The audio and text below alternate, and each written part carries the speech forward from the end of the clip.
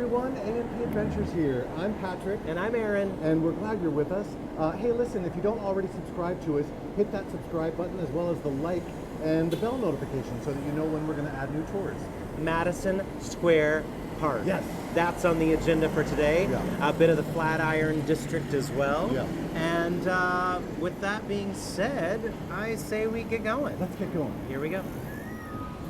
All right, so we're starting just a little bit north of Madison Square Park. We are on 5th Avenue between 28th Street and 27th Street. We're starting here because look at this view of the Empire State Building. Oh, so Cadillac of views, as I like to say. An icon. Yeah, You're an absolutely. icon, darling. Oh, yes.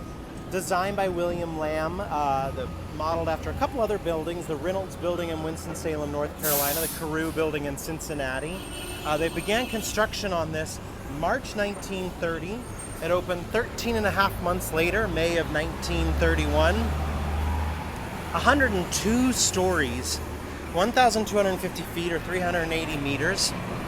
Now, if you include that spire at the top, it's a total of 1,454 feet or 443 meters. It was the world's tallest building until the construction of the World Trade Center in 1970.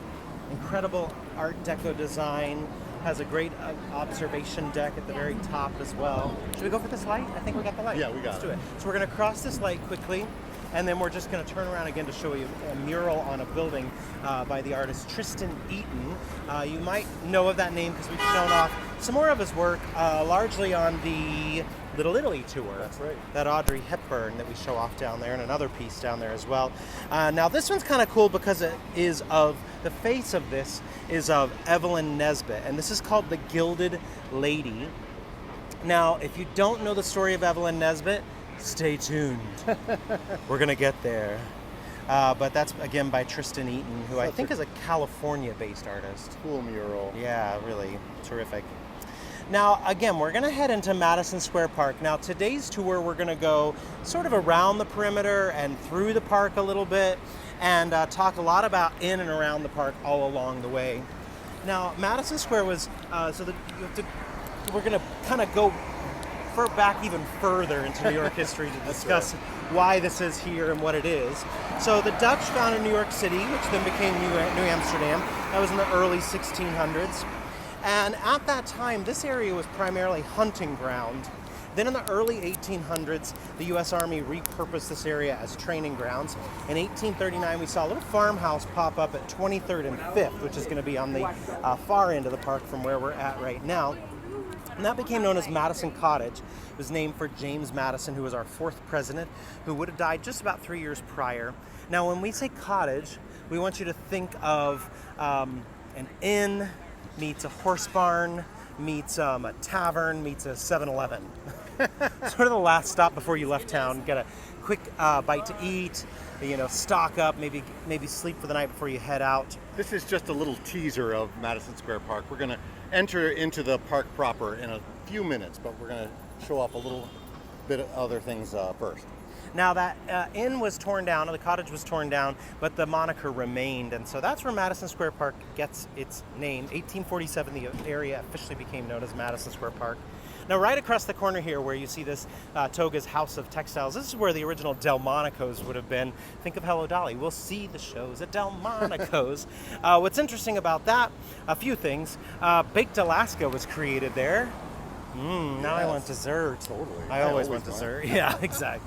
But also June 25th, 1906, that is where Stanford White, a famous architect who designed Madison Square Garden, which we'll talk about again in a little bit, dined just a few tables away from his former lover, Evelyn Nesbit, whose face we were just showing on that mural back there. Call back. Yep. And she was dining with Harry Thaw, famous philanthropist, and her lover, her husband, I should say. But Stanford White was her former lover. So there was some jealousy there involved. Later that evening, on the other side of the park, atop Madison Square Garden that Stanford White designed, Harry Thaw murdered Stanford White up there. Dun, dun, dun. The crime of the century, it became known as. Now, this is the Worth Monument that we see coming into view, and for what it's worth, it's a nice stop right here. Excuse me, it's a, I shouldn't say excuse me, it's a monument, but it's really an obelisk, as you can see, to General William Jenkins Worth, and this honors his outstanding leadership in the Mexican War. Now, it's not the only thing named after Worth. We have Worth Street downtown, Fort Worth, Texas, Lake Worth in Florida. But check out the fence surrounding it. These cool, this cool sword motif all the way around it.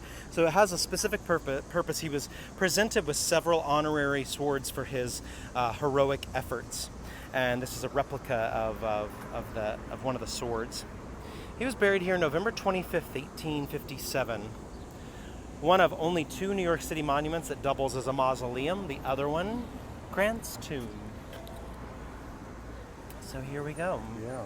Major General William Jenkins Worth. All right. Okay, so now should we head over to one of these boulders? Yeah, let's do that. And we're gonna move over here, yeah. Vantage point over here.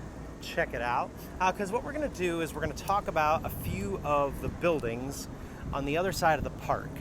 Now, while we talk about this, we might also insert a few pictures for you to check out. Ooh, look at these beautiful. Incredible. Yeah. Tall canna lilies, so beautiful. Gorgeous flowers, potato vine there, yeah. We neglected to say, by the way, it's mid-August 2023. On a warm day, it's about 80 degrees here in New York City. And flowers are nicely in bloom, as is the park, which you see coming into view.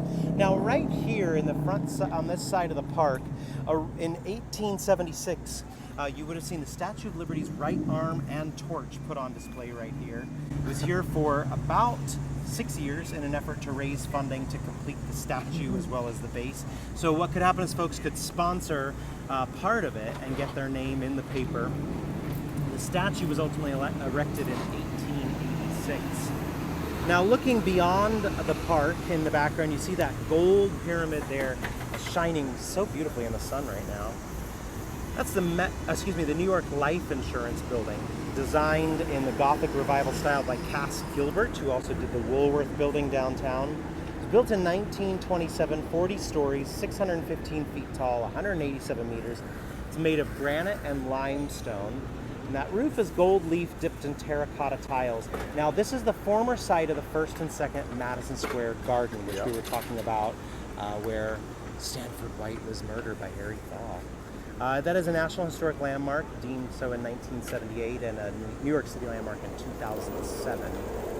Now, as we journey along that east side of the park, you see kind of a black rectangular building. Don't worry about that. Newer construction, not as interesting. But this kind of squat building beyond that is the MetLife building, now known as 11 Madison. Art Deco skyscraper designed by Harvey Corbett and D. Everett Wade.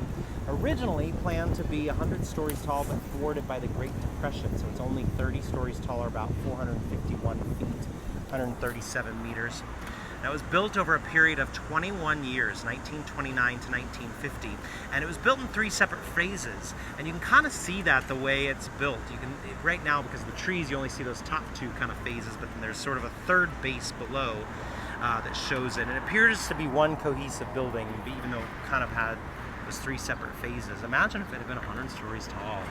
We'll put up a picture of what that was going to look like. Oh yeah, here's a picture, and you can see what the original rendering here they wanted the building to look like, but it's not where they ended up, I guess, without the funds, and they ended up with this sort of more kind of squat building. Yeah.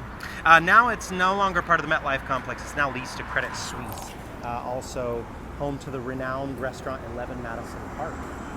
Now, continuing south, the next building we see there, the tower, is the MetLife Tower, the Metropolitan Life Insurance Company Tower. It opened in 1909, designed by Napoleon Lebrun. And it features 4 clock faces in the middle around it, and a gold lantern on top that's said to be modeled after St. Mark's Campanile in Venice. You might hear that rumbling, by the way. That's the subway below us. That's right. But it was the world's tallest building, the New York City's tallest building until the completion of the Woolworth Building in 1912. We don't get the best view of it because they are doing work on it, so it's covered in scaffolding. But I am going to try to zoom in a little bit, so forgive this zoom, but you can see workers at the very top of the building walking around. I don't know if those will come into view, but I mean, that is not a job I want. No, I do not want you. that job to work Especially all on the way. this hot day. No. Pass. 700 feet up there, 210 meters, 50 floors, deemed a National Historic Landmark in 1978. So wild. Yeah, again, that's the Met Life Tower. All right. Okay, so we're going to hop off our boulder and head south. And speaking of construction and work being done, the Flatiron Building, it's been like this for a few years now. And so we'll put up a picture of the way we all know and love the Flatiron Building, so you can see that without the scaffolding, but here it is with the scaffolding as well. So this was built in 1902. It was designed by architect Daniel Burnham. You might be hearing the ice cream truck behind us, taunting us on this absolutely. hot day. Again, designed by Daniel Burnham. It was built for George A. Fuller, who had a construction company. So it can also be referred to as the Fuller Building. But the common name of Flatiron is due to its shape. It's a right triangle, 22 stories, 285 feet tall, or 86.9 meters. It's an office building, by the way. It's decorated with limestone and terracotta. It's landmarked. It is also on the National Register of Historic Places. Famous from a lot of movies. Oh, sure. Pitch, Spider-Man 1 and 2, Armageddon, As Good as It Gets, Godzilla, quite a few. Now the building to the right with that gold dome shining over there, that's the Sommer Piano Building, built in the Beaux-Arts style in 1879, designed by Robert Manick. It's built to be an office building, but it adopted the name Sommer because of the Sommer Piano Company, was an early tenant there. But a lot of folks, when they're here looking at the Flatiron Building, folks see that and go, wait, what is that building there? Yeah. Should we go past and look up at the lamppost? Yeah. So just because of the way the sun is hitting today, we're going to pass up this lamppost and then turn around and show it off from below. One of the last remaining lampposts that was intended for use along Fifth Avenue in the late 1890s. And we have the light too. We might as well go for it, right? Yeah, let's go. So we're going to have some scaffolding as we cross over here. You're going to see the giant Lego sign over there. There's a Lego store here on the corner. There's also the flagship Lego store on Fifth Avenue. But there's a really nice one here too. We'll talk a little bit more about that in a few minutes, because there's some cool Lego structures inside. And but outside, before we kind of head into this building, we'll first tell you about the building itself. It's known as the Toy Building, originally known as the Fifth Avenue Building. It was the center for the toy industry during World War I and continued as the center for decades well into the 80s. In fact, in the early 1980s, it produced 95% of the nation's toys. And now it houses the offices of Tiffany's, as well as Italy, and so much more. Yeah. I'm going to show off the building out here, just because it'll be a little bit easier. So they're working on the building, so there's a lot of scaffolding, but if we step out here just a little bit, we can get some of the building. There we go. Yeah, and we also want to show off this clock. Do you want to go south or north? South. Okay, we're going to go south to show it off. So the clock right in front of this building, this gold clock. So you have to remember, long before cell phones and watches were standard, these clocks were much more common hanging off of the sides of buildings or right here on the street corners like this. This was built by Hecla Ironworks in 1909, designated a landmark in 1981.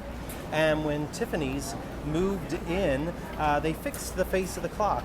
And they actually added their name to the face of the clock, but the Landmarks Commission made them change it back. But that's why there's a little plaque at the bottom that indicates Tiffany & Company restored that clock in 1981. There we go, right there. Should we head into Italy? Yeah, let's do it. All right, so we're going to go into Italy, and I mean, they're doing work on the toy building, but at least they're making the scaffolding look really fun with all of this, the flowers and fruit that they put on the scaffolding pole. Now, Italy is an Italian marketplace. Lots of restaurants, food hall. Sorry, thank you. food hall, and they have cooking classes. I mean, there's so much in here. It's 50,000 square feet, this facility. Not the only eataly. There's quite a few around the world now, probably close to about 50 locations now, all over Rome, Paris, Tokyo, Chicago. Kind of funny there's one in Rome, actually. Yeah, I know it is. But again, about 50,000 square feet, about 4,600 square meters. And this particular location has 7 different restaurants, including Seta, which is on the rooftop, and it changes the menu and the decor with each season.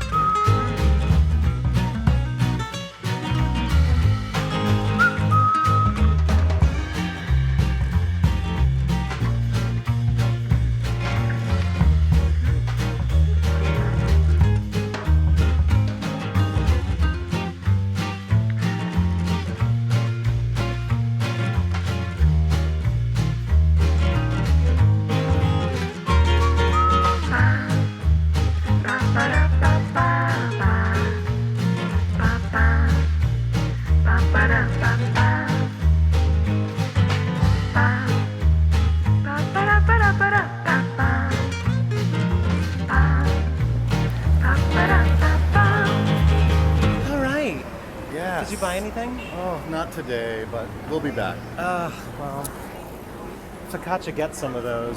Bread's in there. Yeah, it's a great place to stop. There's one downtown as well, down kind of the financial district. Now we're walking around the south side of that Lego building we were talking about, and it's worth checking out if you're down here in this area, in large part because of all the New York City themed Legos. As soon as I say that, look, there's a Eiffel Tower right there, but the wall is all New York City themed. You can see the Guggenheim, you can see the Chrysler Building, you can see taxi cabs, the busyness of Times Square. I mean, there's so much happening, and this is all Legos, by the way. And they also have these incredible sculptures inside that actually indicate the history of Madison Square Park. If you remember, we were talking about the arm and the torch of the Statue of Liberty that were being shown earlier, or that we showed earlier. So they have it in Lego form right here in the building, and I bet people walk by it all the time and don't even realize, what it is. Yeah. Which is, pretty wild.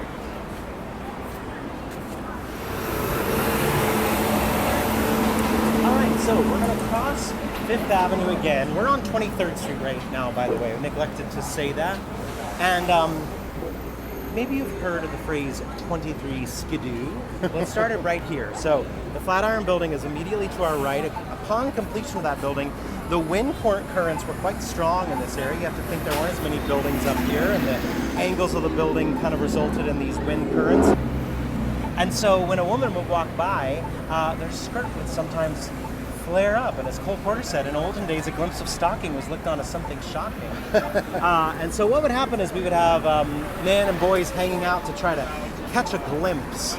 And so police officers would be stationed here on 23rd Street and would tell the crowds to skedaddle, and skedaddle became known as skidoo. So we would hear the police officers shout 23 skidoo, and that's where that phrase came from, or they would have shouted it to each other if the police officers were there. 23 skidoo. That's right. So we're going to we just crossed Fifth Avenue. Now we're going to make our way across Broadway, and we're going to head into the south side of Madison Square Park. and then we'll make our way out of the east side of the park, walk along it a little bit, make our way back in. Yeah. Lots of zigzagging. Yeah, in and among around Madison Square Park, which is such a cool area of town. Now, as we cross Broadway, you're going to start to see a statue of William H. Seward coming into view. Governor, U.S. Senator, Secretary of the United States. Installed in 1876, sculpted by Randolph Rogers. Seward was Lincoln's Secretary of State and New York Senator and Governor. It doesn't indicate on the pedestal that it was New York, but that's what it is.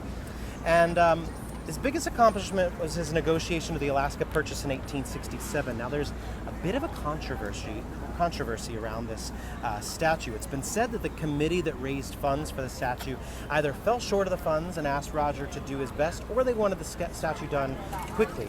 Regardless, Rogers had apparently sculpted the head of Seward, and then he apparently had an extra body of Lincoln, Abraham Lincoln, in his studio because he had sculpted a study sculpture for a Lincoln statue that he made for Philadelphia's Fairmount Park.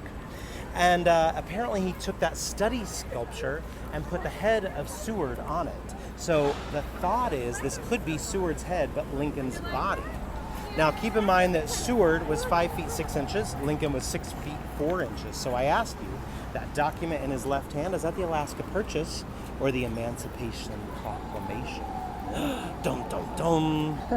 Is this Seward's Folly number 2? I know, it does. It sure does look like a very tall body and not a short body. So, I think that's a pretty solid theory. Agreed. All right, so we're making our way now into Madison Square Park. Finally, we've been talking about it, showing it from the sides. Now we're going to make our way along the south part of the park. And at the very southern part here, you're going to see this white pole starting to come into view with a star at top, all lit up. It's known as the Star of Hope. So in 1912, right here in this location, the nation's very first public Christmas tree went on display. The Star of Hope stands as a reminder of that tree. Is the idea of Emily Harrisoff, wife of a prominent scientist, who wanted there to be a public tree so that everyone, even those who couldn't afford a tree in their own home, had a Christmas tree to celebrate. The following year, we saw over 50 cities put up their own Christmas tree, including Chicago, Detroit, Baltimore. And keep in mind, this was almost 20 years before the Rockefeller Center Christmas tree, which is sort of the famous one today. Now, right by that Star of Hope is the Shake Shack, with a beautiful crepe myrtle blooming right there. Entrance applause for the Shake Shack. Yeah, absolutely. Now, the Shake Shack is known all over the world now, but it actually began right here in Madison Square Park. The park was under a major overhaul in 2000 by the city, and Danny Meyer, a famous restaurateur, was asked to spearhead the Madison Square Park Conservancy to help with the repairs when needed. And to raise awareness, the park decided to have an art exhibition here, and they asked Danny Meyer to have some sort of food option. So he opened up a little hot dog cart in the park in 2001. The popularity of that cart grew, and it became the Shake Shack as we now know it. Probably not as famous for hot dogs anymore. I would say more so burgers and shakes. Yeah. And crinkle cut fries. Oh, yeah. I'm getting one more shot of this beautiful crepe myrtle. Lit so beautifully in the sun. You'd say crepe myrtle, I say grape myrtle. All right, so now we're actually going to exit the park again. Take notice of all these plantings on our way out, though. It's just in bloom beautifully. We're going back into the park in a second. Yeah, so. yeah. First, we're getting arrested by this police officer going by. It does sound like, I think it's an ambulance. Oh, it's an ambulance, yeah. We'll let it pass. So on this side of the building, we can actually see the clock. The one that when we were across the street, we couldn't see the clock because it's covered, but this one we can see. There it is, up on the MetLife Tower. So now we're at 23rd and Madison at the base of that MetLife Tower. And as we walk a little bit north along the base of those buildings that we were showing off from afar earlier, I'll tell you that the park was refurbished around 2000, 2001. It now has a dog run, playground, lots of public art. Shake Shack, as you saw it. The Museum of Math on the northern part of the park. About a block north of the park is also the Museum of Sex. That's right, you heard it. The Museum of Math and the Museum of Sex are 2 blocks apart from each other. The park's around 6.2 acres, or about 2.5 hectares. It used to be quite bigger, but as land developed, the park sort of diminished a little bit. It is a public park, self-funded by the Madison Square Park Conservancy, bordered by 5th Avenue to the west, Madison Avenue to the east, which is what we're on now, 23rd Street to the south, and 26th Street to the north. The gardens have hydrangeas, hollies, daffodils, redbuds, and so much more. And now we're at the base of the Metropolitan Life building. This is that little squat building we were talking about earlier that was supposed to be 100 stories tall and got thwarted by the Depression and is now only 30 stories tall. But as we make our way over here to the corner of it, made of Alabama limestone and marble, you can see these 4 corner loggias. They have pink Tennessee marble in here on the floor and around the doors. As I said earlier, Credit Suisse is now the primary tenant in this building, but also Yelp is here, Sony, this beautiful Art Deco skyscraper with this lovely, lovely entrance here. Such a gorgeous building. And this would never, ever happen today. If they built a brand new building, well, first of all, they would hardly ever build a building of stone anymore, but this kind of like mason work, I say this all the time, but I love that New York does works so hard to preserve some of these old buildings, and the architecture is just so gorgeous. They weren't always great at it, the city, but they're getting better. Yeah. We did lose some great buildings, but okay, so we're gonna zigzag back over, and we might be okay. I'm watching the light back there. I think, let's see, we're gonna cross over. How we doing? Run! Run for your life.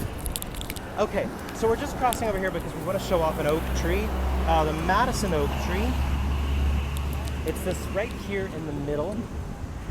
So it's a red oak tree. It was excavated from James Madison's estate in Virginia, Montpelier, and it was dedicated in 1936 to commemorate the first centennial of the opening of Madison Avenue. And there it is, that famous Madison oak tree.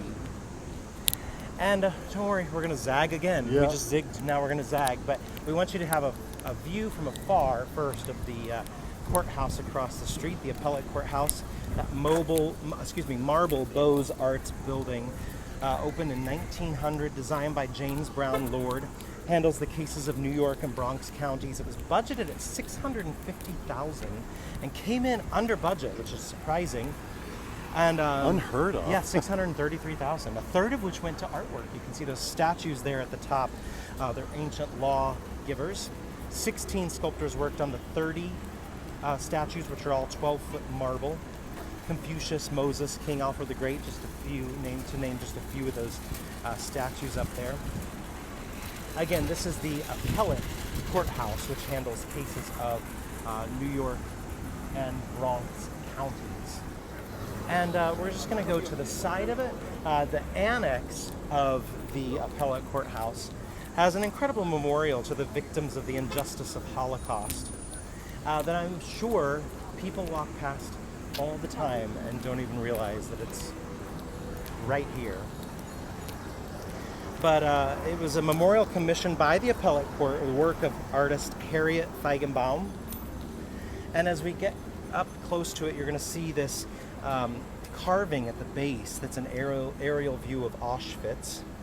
And the inscription at the top says, "Indifference to injustice," and at the bottom it continues, "is the gate to hell."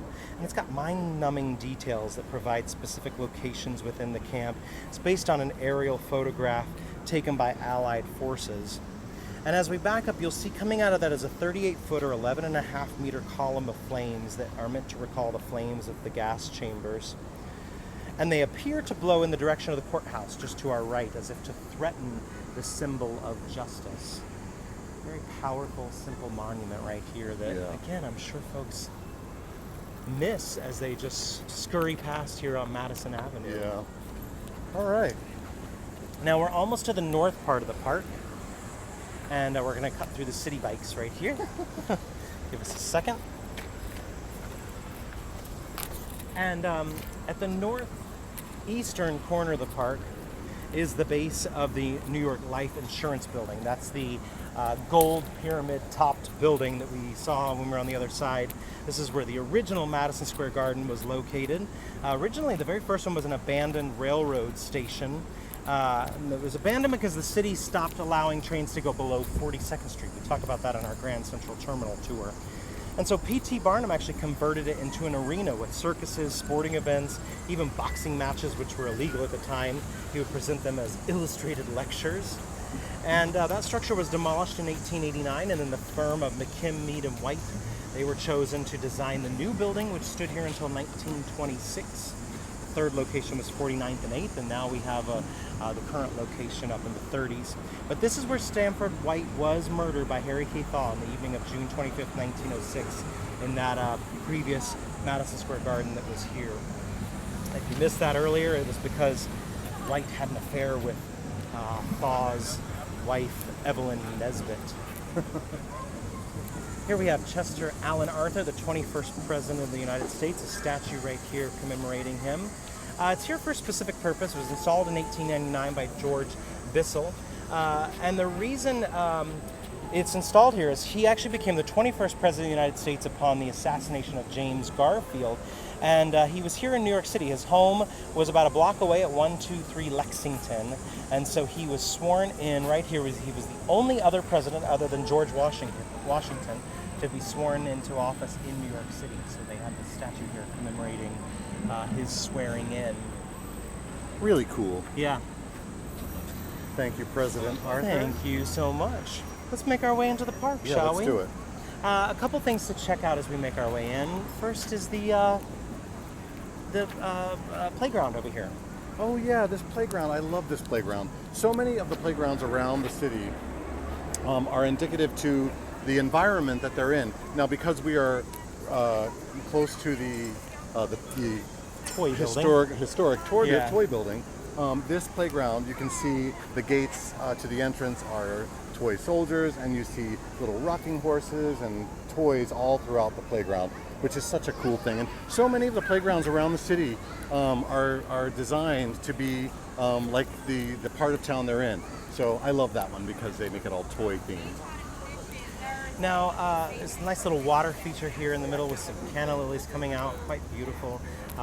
This will dry up in the winter time, and then you'll see folks sitting around the rim having their lunches. But for today, it's just beautiful. Yeah. There's canna lilies happening right there. The little jazz trio or quartet behind it. Boy, they really can, no Lily. Nope, I don't buy it. Okay. Now our next thing that we want to show off is we've got some folks doing some, I think they're outdoor workout in front of it actually, but this is the Farragut Monument, one of the most important pieces of outdoor sculpture in New York City. It was installed in 1881, sculpture by Augustus St. Gaudens. The bench-like pedestal is by Stanford White, and it honors Admiral David Glasgow Farragut for his heroic actions at the Battle of Mobile Bay. He led his men with the famous words, "Damn the torpedoes, full speed ahead." Torpedoes would have been the floating mines in the water. Sort of another shout out to Hello Dolly twice in this tour. Dolly Levi says, "Damn the torpedoes, full speed ahead." And we're going to make our way through the park, and maybe we'll just be quiet for a second and let you enjoy this jazz quartet we're going to be passing here.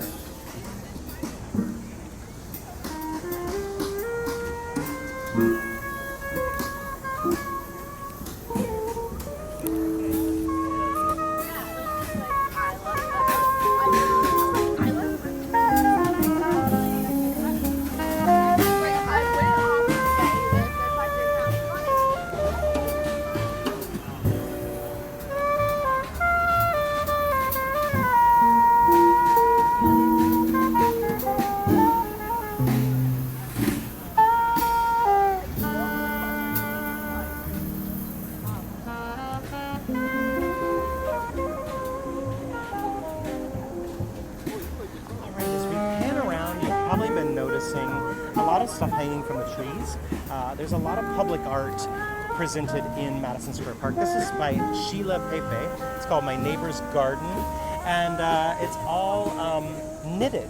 She's knitted these giant chains and links and ropes that kind of go all through this northern end of the park, creating sort of a new view of the park, almost web-like in a way. Yeah. It's really quite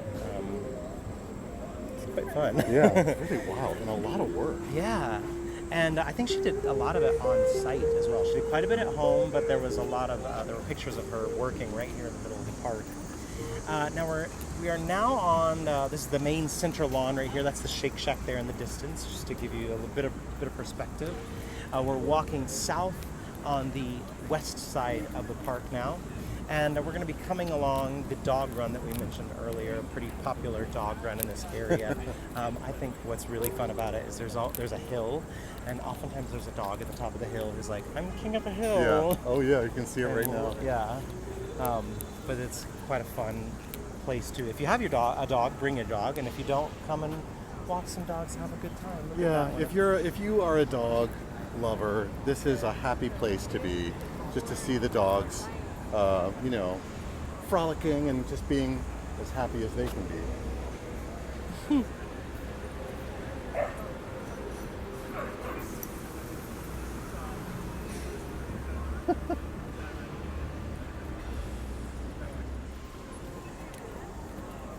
All right, so continuing along the western side of the park, you're going to see this giant flagpole coming into view, the Eternal Light flagpole, a memorial flagpole. It does have a star at the top that's also lit up, similar to the star at the bottom of the park for the public Christmas tree.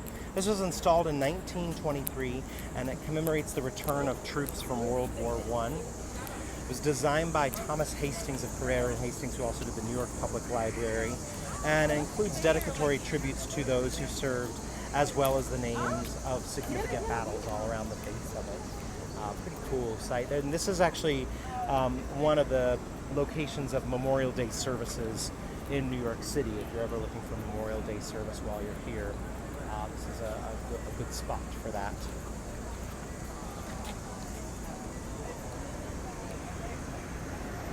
And maybe we'll head out here to say a little farewell. Yeah, sounds good. Out of the west side of the park. That's sort of where we were standing earlier to show off. If you're getting your Buildings. bearings, we just basically did a big circle around Madison Square Park, and now we're out back over by the Flatiron. So we did a big round robin, I suppose. Ooh, round robin, unlimited prize. Red robin. Oh, that's Red Robin. Just kidding. Red Robin. For those that don't know, Red Robin is a burger chain with unlimited fries. That's right. We are not sponsored by Red Robin, but Red Robin, if you'd like to sponsor us. We do love you, Red Robin. Yeah, but also, if you want to sponsor us, you can subscribe to us. That's right. Like us. Comment. That's right. All those things Keep that watching. you all know what to do. Yeah. Again, we are A&P Adventures, and I'm Patrick. And I'm Aaron. And thanks so much for joining us. And we hope to see you again on another one of our city walks. Take care. Bye.